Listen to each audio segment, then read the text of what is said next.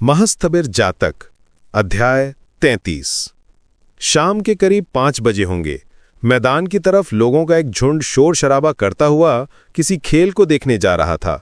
उस भीड़ में 2 साधारण से दिखने वाले सज्जनों को देखकर मैं थोड़ा आगे बढ़ा और पूछा, महाशय, क्या आप बता सकते हैं कि ग्रैंड ट्रंक रोड किस तरफ है? वो आदमी ठिठक गया और मेरी ओर बड़ी कड़वाहट यानी कटमाता से देखने लगा। उस पल भर की निगाह ने जैसे कलेजे में कंपी पैदा कर दी। उसने कर्कश स्वर में पूछा, कहाँ जाना है? ग्रैंड ट्रंक रोड क्यों? घर कहाँ है तेरा? मैंने उस घबराहट में जवाब दे दिया, मेरा घर उत्तरपाड़ा है, उसी सड़क के किनारे। मेरी बात खत्म भी नहीं हुई थी कि उस आदमी ने झपट्टा मारकर मेरी कलाई दबोच ली। अपने साथी की ओर देखकर एक कुटिल मुस्कान के साथ बोला, देखिए, मुझे तो लगता है कि यह छोकरा पक्का घर से भागा हुआ है। उसकी उस फौलादी पकड़ के दबाव में मेरे सन्यास जीवन के सारे रंगीन सपने जैसे पल भर में धूल में मिलने लगे। मैंने कंधे पर लदा वो भारी बोझ नीचे पटका और एक झटके में अपना हाथ छुड़ा लिया। तब तक प्रमथ और शचीन भी पास आकर खड़े हो गए थे। उनकी आवाज में डर से कहीं ज्यादा एक अड़ियल जिद थी। शचीन ने सीधा जवाब दिया, महाशय, आपको इन सब निजी बातों हमरे ना खबरा से क्या लेना देना? जिस तरफ जा रहे थे उधर ही बढ़िए ना बापू। बस फिर क्या था, उन लोगों के अहंकार को ठेस पहुंची और उनका मिजाज 7वें आसमान पर चढ़ गया। पकमो इन्हें, ये लौंडे पक्का घर से भागे हैं, कहते ही छीना झपटी शुरू हो गई। बेचारा प्रमथ थोड़ा दुबला पतला था। उसका हाथ पकड़कर जब उस आदमी ने उसे घसीटते हुए थाने ले जाने का डर दिखाया तो मेरे और शचीन के खून ने उबाल मार दिया। हम उस समय भले ही किशोर रहे हों, पर कसरत की बदौलत शरीर की ताकत कुछ कम नहीं थी। ऊपर से मारपीट का नाम सुनकर मैं और सचिन वैसे ही थोड़े उन्मत्त हो जाते थे। 4-5 हट्टे कट्टे लोग हम पर झपट पड़े और शुरू हो गया एक भीषण लंका कांड। हम बस यही जी तोड़ कोशिश कर रहे थे कि हमारे उन झोलों का गुप्त रहस्य किसी के हाथ न लग जाए। ठीक उसी पल एक आदमी ने मुझे गोद में उठाकर हवा में उछालना चाहा और मैंने जूते समेत उसके ठुड्डी पर एक ऐसी लात जमाई कि उसकी दाढ़ी कट गई और खून की धार बह निकली। हमारे कपड़े फट गए और उस हाथापाई और धक्का मुक्की में पूरे शरीर पर नीले निशान कलसाइट पड़ गए। लेकिन इसी बीच बेचारे प्रमथ पर उन लोगों ने बेतहाशा मार शुरू कर दी थी। प्रमथ सहते सहते बिल्कुल क्षिप्त सा उठा। उसकी पोटली के भीतर में धारदार भाले का फलक रखा था। जान बचाने की हड़बड़ी में उसने फलक निकाला और जोर से उस आदमी की जांग में घोंप दिया। अरे बाबा रे, छुरा मार दिया रे! चिल्लाता हुआ वह आदमी सड़क पर ढह गया। पल भर में पूरा नजारा बदल गया। जो लोग अब तक तमाशा देख रहे थे वे सब उस घायल की तरफ दौड़े। ठीक उसी समय किस्मत से मार्टिन कंपनी की एक छोटी रेलगाड़ी लाइट रेलवे वहां से गुजरी। उस धुएं की ओट में जब भीड़ तितर बितर हुई तो मैंने और सचिन ने पोटलियां उठाईं और लगा दी एक भौम दौड़। दूर से बस पकड़ो पटुओं का शोर और पुलिस की चेतावनी सुनाई दे रही थी। भागते भागते जब हम हावड़ा स्टेशन की भीड़ में ओझल हुए तब हम तीनों का सीना किसी लोहार की धौंकनी की तरह धक धक कर रहा था। आधे घंटे बाद जब होश थोड़ा ठिकाने आया तो बड़ा बाजार की एक पान की दुकान के सामने जाकर रुके।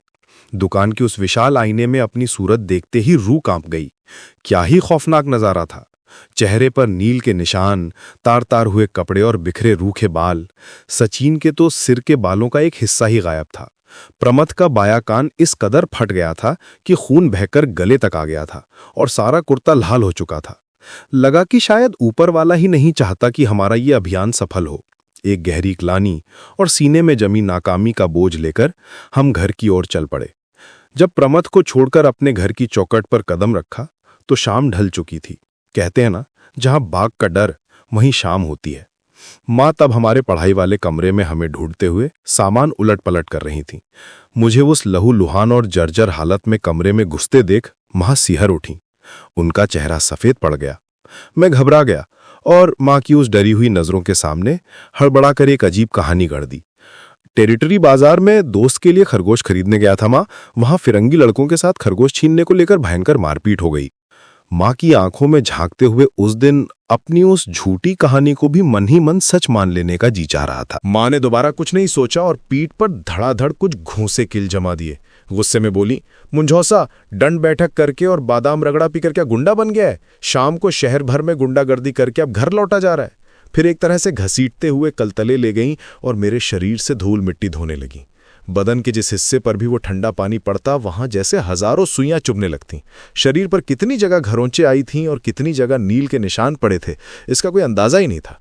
नहा धोकर पूरे बदन पर पट्टी और मरहम लगवाकर मैं सीधे पहुंचा पागल सन्यासी के पास। वे उन दिनों अपने घर के लोगों और नौकर चाकरों पर होम्योपैथिक की अपनी डॉक्टरी आजमाते थे।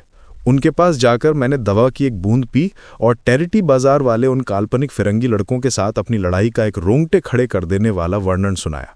वही कहानी एक बार फिर गोश्त दीदी को भी सुनाई।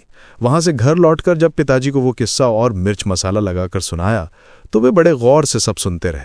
अंत में बोले, बिना बताए इस तरह टेरिटी बाजार जाना तुम्हारी सरासर गलती थी, लेकिन तुम लोग मार खाकर भागे नहीं बल्कि उन्हें भी 2-4 हाथ जड़कर आए, इससे मैं वाकई खुश हूं बेटा। सच कहूं तो बार बार उस काल्पनिक लड़ाई की कहानी सुनाने के बाद हावड़ा के मैदान वाली वो असली खून खराबे की घटना मन से जैसे धुंधली पड़ गई। इसके बजाय टेरिटी बाजार वाली वो मारपीट ही यादों के पन्नों पर सुनहरी और सच होकर चमकने लगी। शाम को लतू के यहां से अस्थिर वापस लौटा। मेरे पूरे शरीर पर वे पट्टियां और बैंडेज देखकर वो तो हक्का बक्का रह गया। अस्थिर हमारे भागने की योजना की एक एक बारीकी जानता था। तय ये हुआ था कि सन्यास जीवन में जैसे ही हम थोड़ी तरक्की कर लेंगे उसे खबर भेजेंगे और वो भी हमारी टोली में शामिल हो जाएगा। लेकिन उस राह पर कदम बढ़ाते ही कुछ घंटों के भीतर मेरी सूरत का ये हाल देखकर बेचारा वाकई डर गया। रात को जब हम दोनों भाई सोने गए तब मैंने उसे असली सच्चाई खोलकर बताई। फिर उस गुप्त ठिकाने से वो भाला, छुरे, आरी और रंदा सारे हथियार निकालकर दोबारा सुरक्षित छिपा दिए। अगले दिन दोपहर ढलते ही मन छटपटा करने लगा कि कब लतू के घर जाऊं। टेरिटी बाजार वाली उस झूठी बहादुरी की कहानी सुनाकर जब तक थोड़ी वाहवाही ना बटोर लेता तब तक जैसे पेट का खाना हजम नहीं हो रहा था। लेकिन वहां पहुंचकर नौकर से पता चला कि लतू के माता पिता ललित और उसकी छोटी बहन सब बाहर गए हैं। घर में सिर्फ बड़ी दीदी यानी लतू अकेली है। ये सुनकर थोड़ा उत्साह कम हुआ, पर सोचा कि चलो लतू को ही ये दास्तान सुनाई जाए। 3 छलांगों में ऊपर पहुंचा और पूरे घर में उसे ढूंढने के बाद आखिर छत पर पाया। लतू खिड़की के पास बैठी बड़े उदास मन से बाहर की ओर ताक रही थी। प्रिय दोस्तों, अंत तक साथ रहने के लिए धन्यवाद। कृपया हमें प्रोत्साहित करने के लिए इस वीडियो को लाइक, शेयर और सब्सक्राइब करें। आपका सहयोग ही हमारी सबसे बड़ी प्रेरणा है। धन्यवाद।